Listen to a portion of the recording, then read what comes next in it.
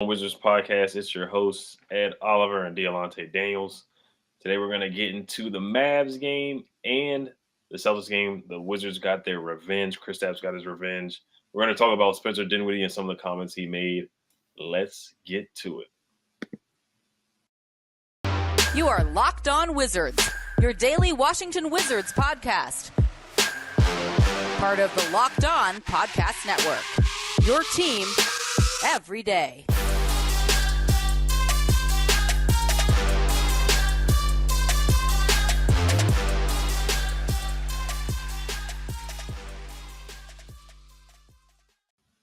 Thanks for making Locked On Wizards your first listen every day. We are free and available wherever you get podcasts. This episode is also brought to you by Bet Online. BetOnline.net has you covered this season with more props, odds, and lines than ever before. Bet Online, where the game starts. All right, so the Wizards had a busy weekend. One game, they blew out the Mavericks by, 27 points. We swept the Mavericks, and Kristaps got his revenge on the Mavericks as well. And Dinwiddie and Bertans, they got a tribute video some way, somehow. We're going to talk about that in a little bit. And then the Celtics game, we'll talk about that after we recap the Mavs game. It was just two totally different games. But what did you see that the Wizards did so well to blow out the Mavericks 135 to 103? They just did everything right from start to finish. That was one of the most complete Wizards games that they've had this season. I think the only other one was maybe the very first time they played the Grizzlies and they blew out the Grizzlies. Other than that, I can't think of a time where the Wizards had just a complete game from start to finish. They defended well. Luka got his, which, he's always going to get his. And Jalen Brunson had a very good game as well. I know we talk about future PGs and whatnot. That's a guy who's on the list for sure. If Dallas can't keep him, I would love to have a guy like Jalen Brunson on the team. But all in all, they just played a complete game. They played inspired basketball.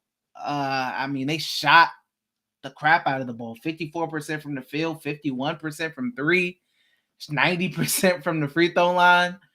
They defended well and they shot the ball well.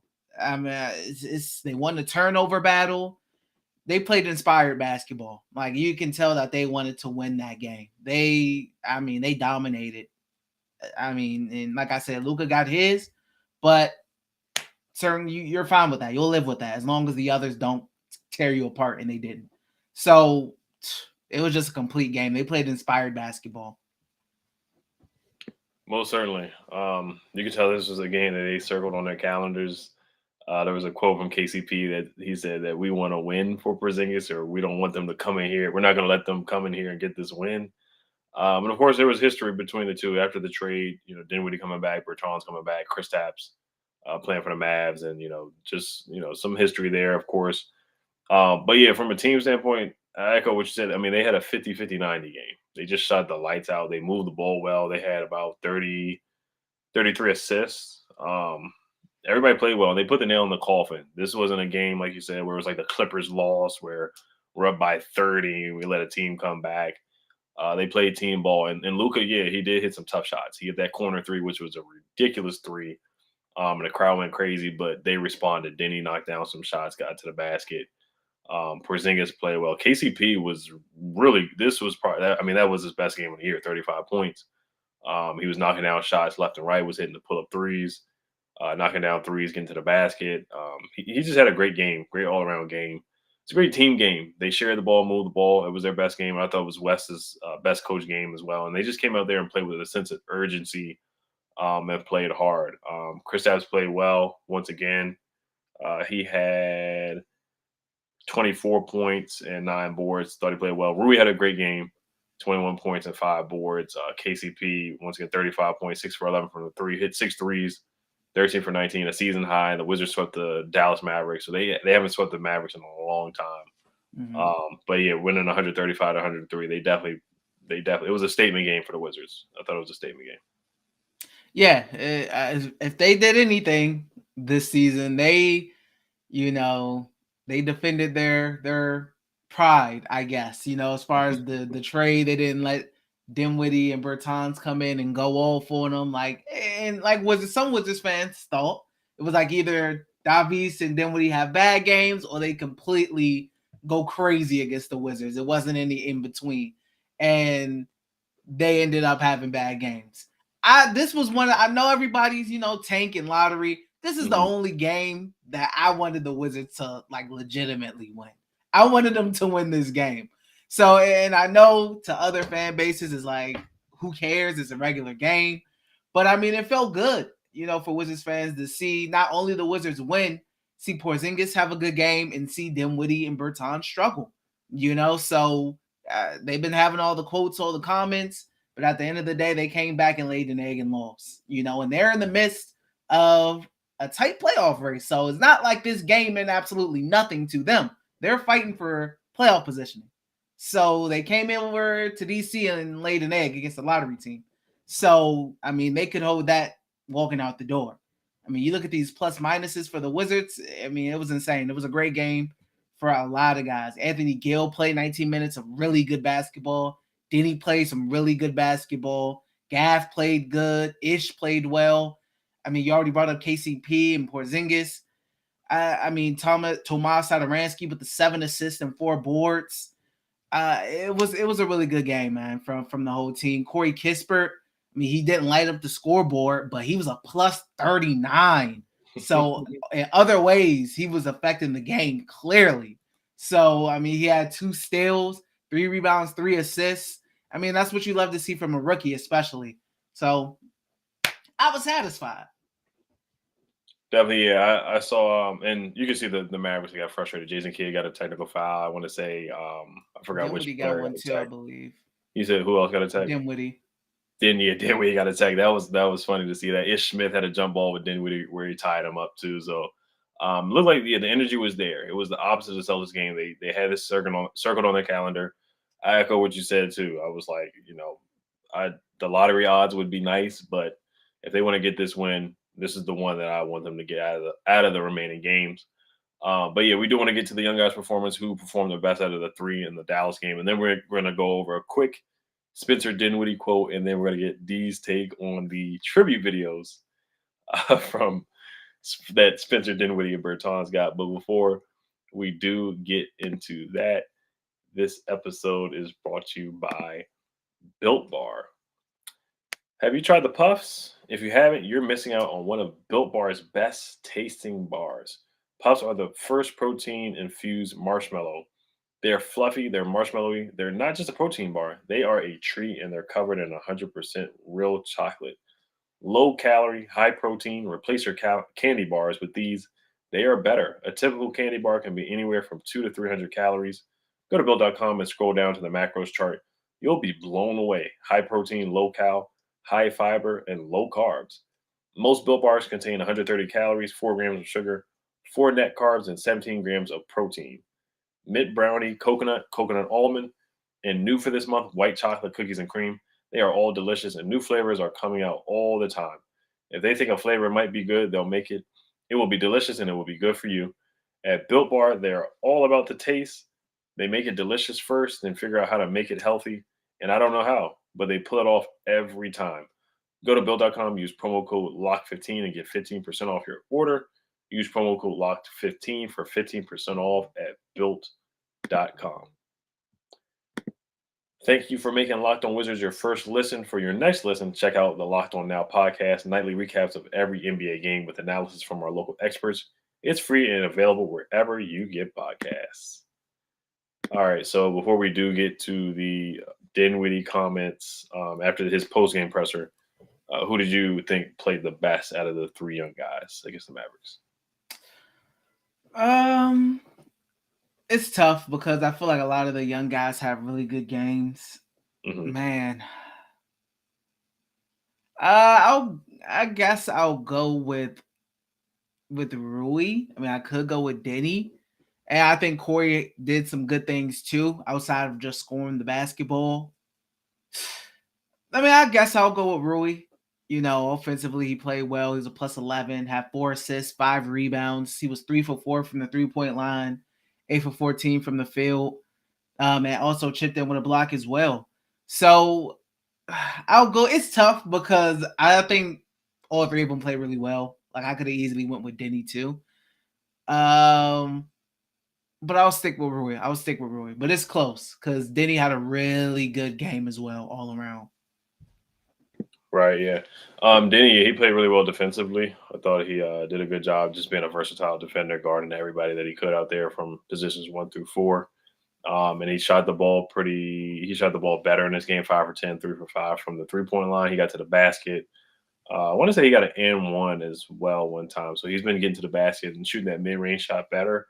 Corey, it was more of a relaxed game for him. He didn't go off and hit a bunch of threes, 6 points, but he just did the little things. But yeah, offensively, Rui played really well. 3 for 4 from the 3-point line, 8 for 14 from the field. Got to the basket, had a nice sweep through at the free throw line. I got to the basket and finished well. So out of the three, I would say Rui played well. But another thing that the Wizards don't usually do in that game is defend the 3-point line well, which they did not do against the Celtics, which we'll talk about briefly. The Mavericks shot 28% from the 3. We usually see teams shoot like 40% from the 3 or 50% from the 3, like the Celtics game today. So I got to give him props for that. And let me see what Daniel Gafford did. He had 6 points, so he finished well around the rim. Ish Smith played well. I think he brought that up too. 12 points and 9 assists. And then Sato had 7 assists, so 1 turnover. But yeah, let's transition to the Dinwiddie comments that was the hot topic after the game.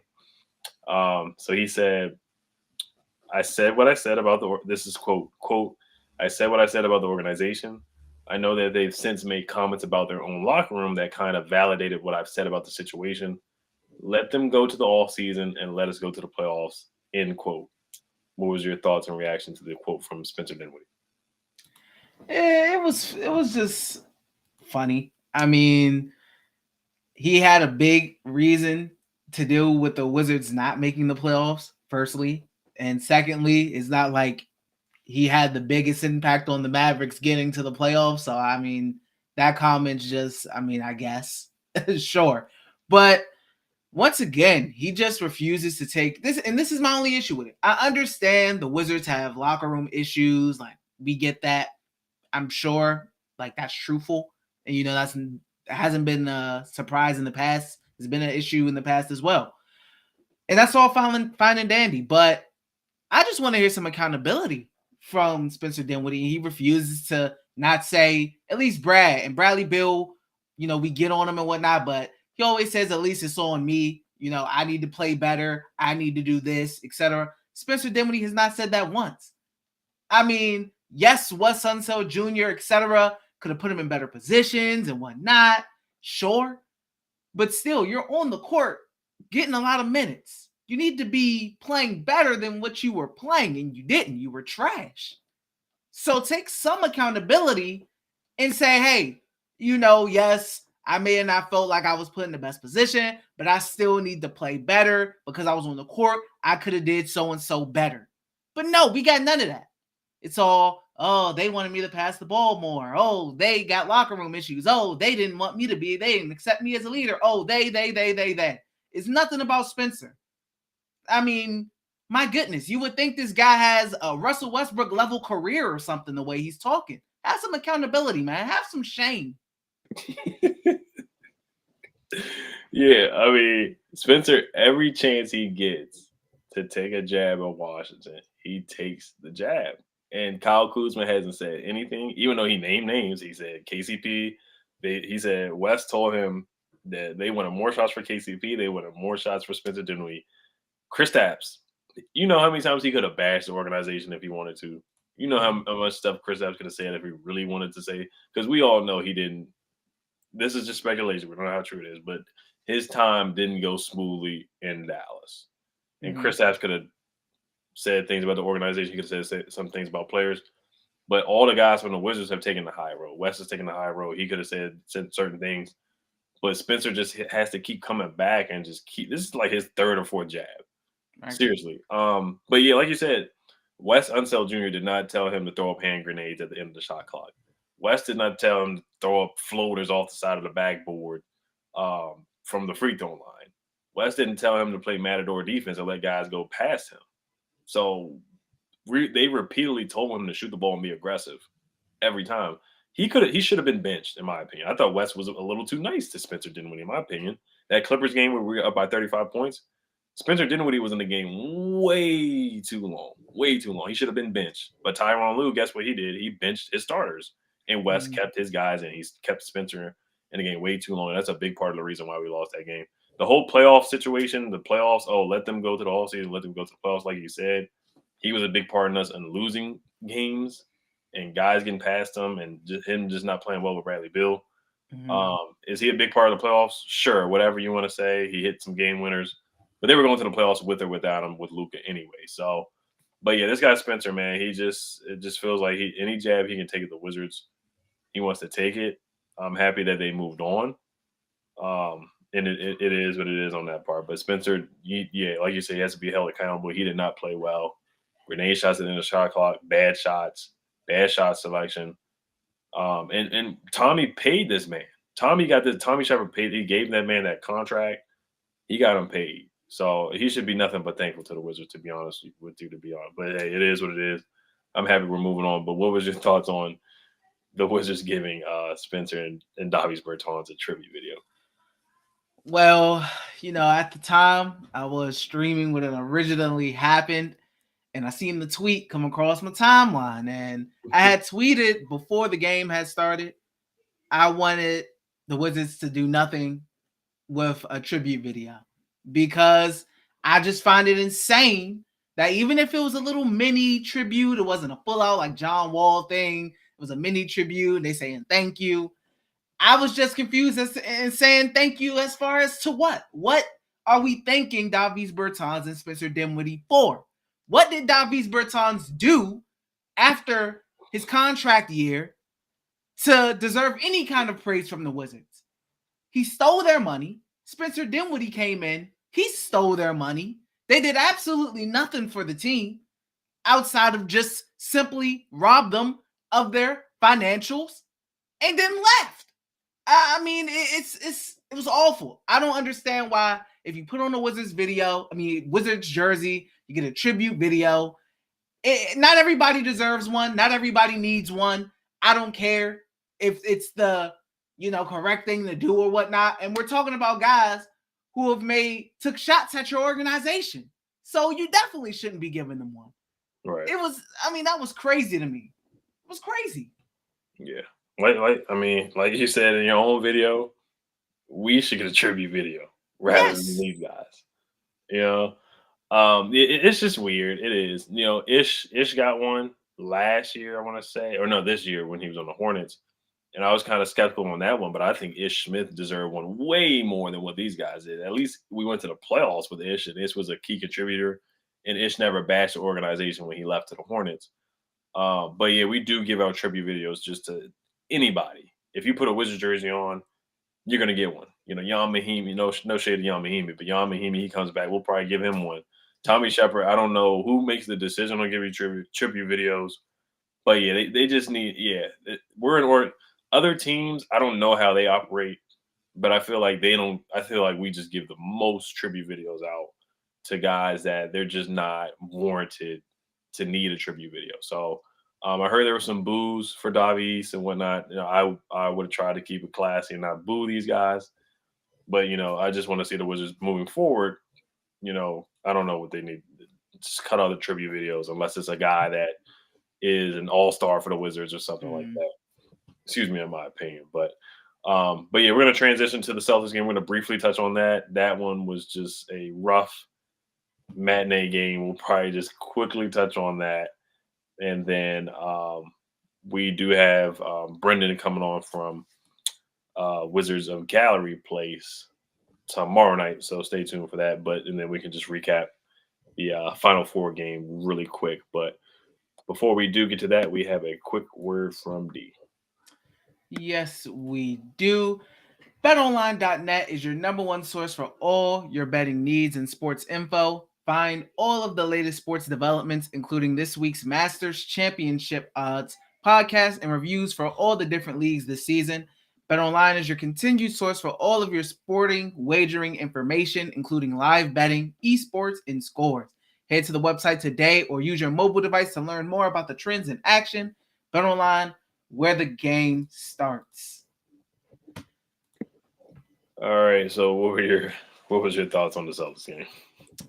I mean, you talk about from going from inspired basketball to, I don't know, uh, just basketball. That's what the Wizards did. You talk about a complete 180 from their Mavericks performance.